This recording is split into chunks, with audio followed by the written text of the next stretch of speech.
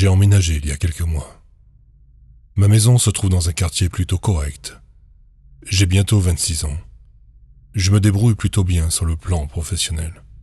Sur le plan social, en revanche, je manque de repères.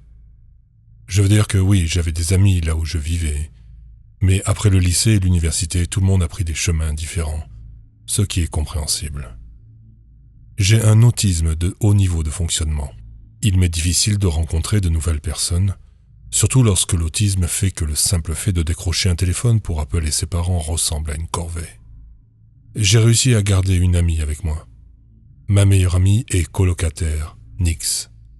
C'est une chatte noire très mignonne que mon père a trouvée pour moi il y a environ 15 ans, alors qu'elle n'était qu'un chaton. Nous vivons ensemble dans cette maison à 2 étages depuis 3 mois maintenant. Aujourd'hui, c'est la veille d'Halloween, et je suis en train de sculpter une citrouille pour en faire une lanterne. C'était mon premier Halloween seul, mais mes parents venaient pour mon anniversaire le 2 novembre. J'étais assez congestionné. C'était assez grave pour que je m'absente du travail, ce que je ne fais pas souvent. Pourtant, j'ai voulu faire l'effort et essayer de distribuer des bonbons. J'avais juste besoin de socialiser un peu. Qui sait, peut-être que l'une des voisines serait une gentille dame de mon âge. J'ai haussé les épaules avec cynisme, sachant que même si c'était le cas, je ne parlerais pratiquement à aucune de ces personnes. Je terminais ma lanterne en écoutant de la musique gothique pour mettre de l'ambiance, tout en reniflant et en essayant de me déboucher les oreilles. J'avais fait de mes compétences artistiques un métier, mais cela ne s'appliquait pas aux citrouilles malheureusement. C'est après avoir cassé 2 couteaux que j'ai enfin fini ma sculpture, qui ressemblait à un démon défiguré avec un tic facial. J'étais à la fois amusé et légèrement troublé par ce que mes mains maladroites avaient créé, mais suffisamment satisfait pour la garder. La nuit suivante s'est plutôt bien passée, à l'exception de ma gorge en feu et de la pression dans ma poitrine et mes sinus. J'ai reçu de nombreuses réactions à ma lanterne, allant de rire à de légers reculs de terreur. Au fur et à mesure que la soirée avançait, les enfants qui venaient chercher des bonbons étaient de plus en plus perturbés. Et à la fin de la soirée, j'ai compris pourquoi. J'ai regardé la citrouille et ce qui avait commencé par ressembler à une abomination s'était ratatiné en quelque chose qui ressemblait littéralement à un crâne tordu. J'ai toussé et ri, me sentant quelque peu compatissant à l'égard de la citrouille. Je me suis réveillé vers midi le lendemain, me sentant encore plus mal que la nuit précédente. J'avais des vertiges, je ne pouvais plus respirer, et j'étais presque complètement sourd. Mes oreilles sonnaient, et j'avais l'impression qu'elles allaient exploser. Je ne voulais pas me lever, je n'avais aucune raison de le faire, mais je l'ai fait quand même. Je voulais au moins vérifier le courrier, ou manger quelque chose et peut-être prendre un décongestionnant. Alors que je descendais en titubant et que je sortais en robe de chambre et en pantoufles pour aller chercher le courrier, j'ai remarqué que ma citrouille avait disparu. J'avais déjà prévu de la jeter de toute façon, mais j'étais quand même surpris qu'elle ait disparu. Quelqu'un a dû la voler hier soir ou ce matin, mais je m'en moque. Je suis malade et ils m'ont rendu service de toute façon. Je suis entré à l'intérieur avec le courrier, j'ai pris un bol de soupe, avalé mes médicaments, puis je suis monté à m'allonger dans mon lit et regarder la télévision dans ma chambre. Je me sentais si mal que je n'avais pas envie de faire quoi que ce soit d'autre. Je me suis réveillé à 8h36, la télévision étant toujours en marche. Je me suis senti encore plus mal, et j'ai eu du mal à lever la tête. Lorsque j'y parvins enfin, je vis Nix recroquevillée à mes pieds. C'était si adorable. J'ai essayé de l'appeler en douceur, mais elle n'a pas répondu. Elle devait dormir profondément. Je me suis approché pour la caresser quand j'ai senti son corps, raide et froid. Elle n'a pas bougé. Oh mon Dieu, elle était morte. Ma meilleure amie depuis 15 ans était morte à côté de moi pendant mon sommeil. Mes mains ont tremblé et j'ai immédiatement commencé à pleurer. Je pleurais continuellement, la tête pleine et incapable d'entendre mes propres sanglots à cause de mes oreilles bouchées. Pire encore, mes sanglots étaient interrompus par des quintes de toux de plus en plus fortes. Comment cela a-t-il pu arriver ? Et la veille de mon anniversaire en plus. Je sentais et toussais amèrement lorsque l'ironie du sort m'a fait comprendre que mon anniversaire coïncidait avec le jour des morts hispaniques. Quel anniversaire ! Quelle vie ! Vers minuit, je me suis finalement levé en titubant, et j'ai descendu le corps sans vie de mon chat dans mon garage pour aller chercher une pelle. Je suis allé dans le jardin, et j'ai creusé un trou, à côté de la fenêtre de ma chambre. J'ai placé une pierre à l'endroit où je l'avais enterré pour marquer sa tombe, en souvenir de la meilleure amie que j'ai jamais eue. Alors que je rentrais chez moi, étourdi dans un mélange de doux sanglots, de reniflements et de tout, je me suis dit que c'était probablement le signe que je devais sortir et socialiser davantage. Mon père a raison, j'ai besoin d'amis. Mes pensées ont été interrompues lorsque je suis arrivé devant mon porche et que j'ai remarqué la citrouille qui trônait dans l'obscurité. J'ai failli la confondre avec la lanterne que je croyais avoir été enlevée. En m'approchant, j'ai remarqué que la lumière à l'intérieur était rouge, comme s'il s'agissait d'une diode électroluminescente. Et la citrouille était noire. Le visage d'un chat était sculpté dans cette citrouille noire. Quel psychopathe me ferait ça? Est-ce qu'on s'est moqué de moi? Qui diable me surveillait pour savoir que je venais d'enterrer mon chat noir et d'en faire une effigie avec une citrouille? J'ai crié avec un mélange de rage et de chagrin en lançant la citrouille dans la rue devant ma maison, la réduisant en miettes et regardant la lumière rouge se dissiper. Ensuite, je suis retourné à l'intérieur, me sentant encore plus malade qu'avant. Je me suis réveillé 3 heures plus tard, le visage sur le canapé. Je veux dire par là que mon visage était littéralement enfoncé dans le siège du canapé et que le reste de mon corps était par terre. J'ai dû m'effondrer dans un mélange de chagrin, de confusion, de colère et de maladie. J'ai essayé de me lever et de marcher, mais après avoir atteint mon fauteuil, je me suis à nouveau effondré. À ce moment-là, je n'avais plus aucune notion de mon environnement et je n'entendais plus rien. Le froid et le sentiment d'avoir perdu Nix m'empêchaient de ressentir quoi que ce soit. Je voulais m'endormir pour toujours. Sachant que c'était probablement stupide de ma part, et ressentant l'incapacité de m'endormir, j'ai décidé de voir ce qu'il y avait à la télévision. J'ai pris la télécommande et j'ai cliqué dessus. Rien. Je clique à nouveau. Mais qu'est-ce que c'est que ça? Ai-je pensé à haute voix. J'ai vu le voyant de la télécommande s'allumer. Pourquoi la télévision ne s'allumait pas? Ne me dites pas qu'elle est morte elle aussi. Je viens juste de l'acheter. Pour la première fois aujourd'hui, j'ai ressenti autre chose que du chagrin. Et étrangement, je m'en suis réjoui. Ma frustration s'est transformée en un léger amusement lorsque j'ai pensé que je pourrais trouver une autre citrouille sous mon porche, cette fois pour ma télévision. Par pure curiosité, j'ai décidé de sortir et de vérifier. Je me suis levé lentement et prudemment pour contrer la sensation de tête légère que j'avais, et j'ai traîné jusqu'à la porte. Dès que j'ai ouvert la porte, j'ai vu une citrouille de forme et de couleur différentes de la précédente. J'ai ri à gorge déployée, même si je me sentais mal. J'ai ri malgré mes quintes de tout. Quel que soit le psychopathe qui laissait des citrouilles de personnes décédées sous mon porche, il avait le sens de l'humour. Je pense que mon rhume de cerveau m'a fait un peu délirer, car la situation aurait dû être plus déconcertante, tout bien considéré. Une fois que je me suis relevé après avoir ricané et toussé, j'ai remarqué la couleur de la peau de la citrouille. Ce n'était pas une couleur que je voyais normalement sur une citrouille. Elle avait une couleur charnue, olivâtre. Mon estomac s'est noué lorsque j'ai regardé mon bras, puis la citrouille. C'était la couleur de ma peau.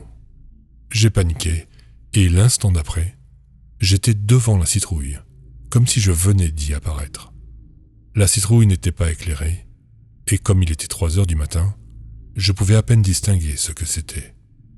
Soudain, l'intérieur de la citrouille s'est éclairé, me révélant ce que je redoutais de voir.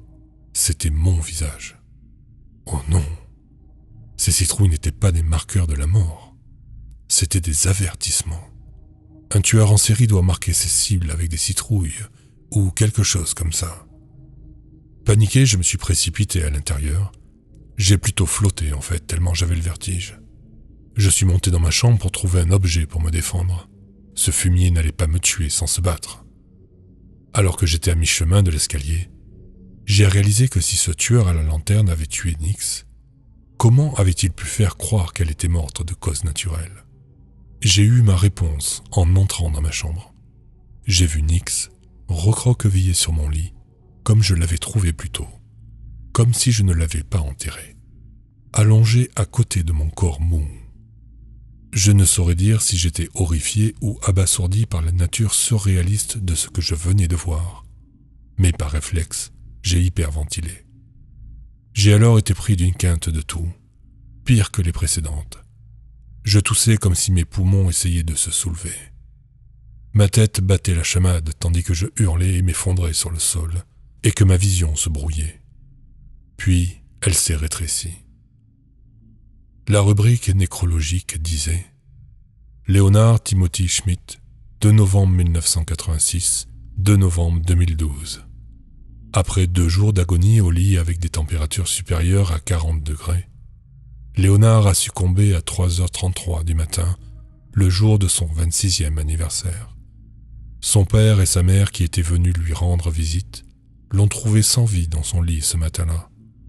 Il était couché avec son félin bien-aimé, Nix. Les médecins légistes ont conclu qu'après 15 longues années, elle était morte de vieillesse, recroquevillée à côté de son meilleur ami quelques heures auparavant.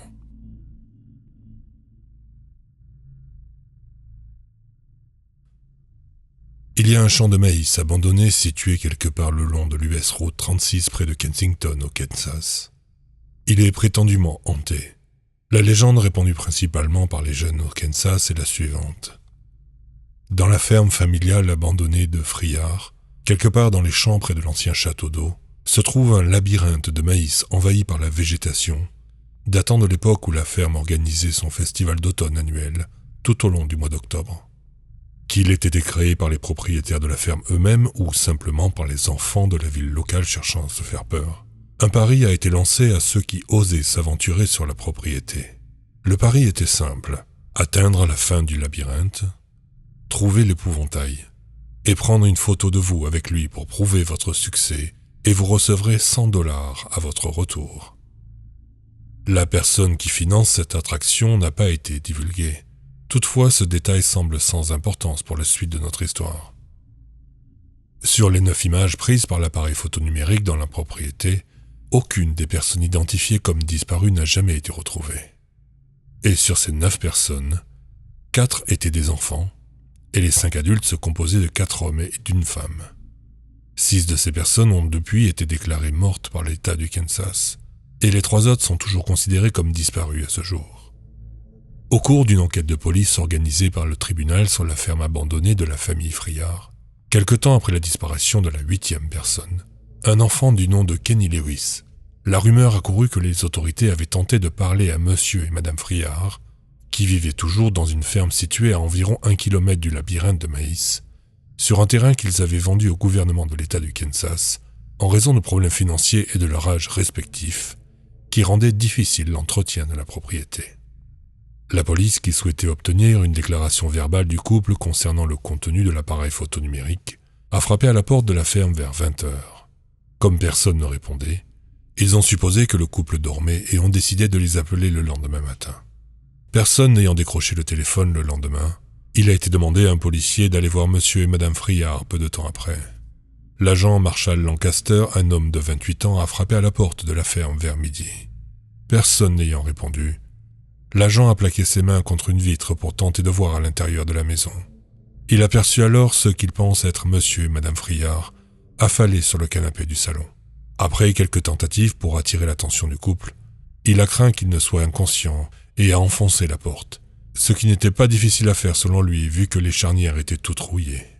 Lorsqu'il est entré, il s'est rendu compte qu'il ne s'agissait pas de monsieur et madame Friard, mais de 2 épouvantails assis à leur place et vêtus de leurs vêtements. Les enquêtes menées par la suite par la police du comté de Smith ont conclu que ni monsieur ni madame Friard, ni leur corps, n'étaient présents sur la propriété et qu'il n'y avait aucune preuve d'acte criminel. Le couple est toujours porté disparu à ce jour. Ce manque de preuves a conduit l'enquête à s'essouffler, avec seulement d'obscures pistes dans des directions éparses. L'une de ces pistes a été mise en lumière des années plus tard, après que le terrain saisi par le gouvernement a été vendu à un riche propriétaire de ranch. L'éleveur qui a commencé à nettoyer la propriété en prévision de la récolte et du bien-être de son bétail est rapidement apparu au journal télévisé local de 18h lors d'un reportage sur le champ de citrouilles annuel de la propriété. C'est au cours de ce reportage que des images satellites ont montré la forme unique du labyrinthe de maïs. Un triangle équilatéral dont l'une des pointes à 60 degrés est l'emplacement de l'épouvantail, où l'appareil photonumérique a été découvert. Immédiatement, la propriété est devenue la cible de plusieurs intrus, presque tous des théoriciens du complot, et des adeptes des agroglyphes qui tentaient de découvrir la vérité qui sommeillait dans la ferme. L'ironie de la chose, c'est que la forme était censée avoir été créée par l'homme. Parmi tous les intrus, l'un d'entre eux, Anthony Bergeron, 48 ans, n'a jamais été retrouvé, mais l'un de ses co-conspirateurs l'a cité comme ayant été présent sur la propriété à leur côté quelques minutes avant sa disparition. Les deux autres conspirateurs, ainsi que le susnommé, décrivent un flash de lumière comme un éclairage, quelques minutes seulement après que Bergeron a été séparé du groupe. Dans un premier temps, ils ont pensé qu'il s'agissait du flash de l'appareil photo décrit dans les rapports. Cependant, l'appareil a été confisqué par la police et ne se trouve plus sur les lieux. En outre, l'un des hommes s'est retrouvé pris dans un piège à ours alors qu'il se promenait dans le labyrinthe, ce qui a incité ses autres co-conspirateurs à appeler le 911, les condamnant tous les trois, mais sauvant leur ami par la même occasion. Aucun ours n'a été signalé dans les environs. 6 jours après les déclarations des intrus, l'éleveur a été convoqué au poste de police du comté de Smith pour y être interrogé, après qu'une analyse médico-légale a déterminé que le piège à ours confisqué dans le labyrinthe de maïs portait des traces de sang d'une jeune fille, Marissa Harmony, qui avait disparu environ 3 ans auparavant. L'éleveur, qui avait fait preuve d'une coopération totale tout le long de l'enquête, a déclaré « Les pièges à ours étaient là quand j'ai acheté les terres. Je ne voulais pas qu'ils blessent mon bétail, alors je les ai désarmés et je les ai tous mis dans la grange. Mais d'une manière ou d'une autre, ils se sont retrouvés dans le champ et amorcés. Je n'ai que faire de ces pièges. Nous sommes au Kansas. » L'éleveur a ensuite exprimé son inquiétude pour le bien-être des enfants de la ville, déclarant que malgré les clôtures et les panneaux de signalisation installés sur sa propriété, il pouvait encore les entendre à l'extérieur de sa maison la nuit et qu'il ne voulait pas que quelqu'un ou animaux soient blessés à cause d'un pari stupide. 3 nuits après cette interview, le jour même d'Halloween, les enfants du comté de Smith ont signalé que lorsqu'ils étaient allés chercher des bonbons à la ferme, l'éleveur n'avait jamais répondu à la porte.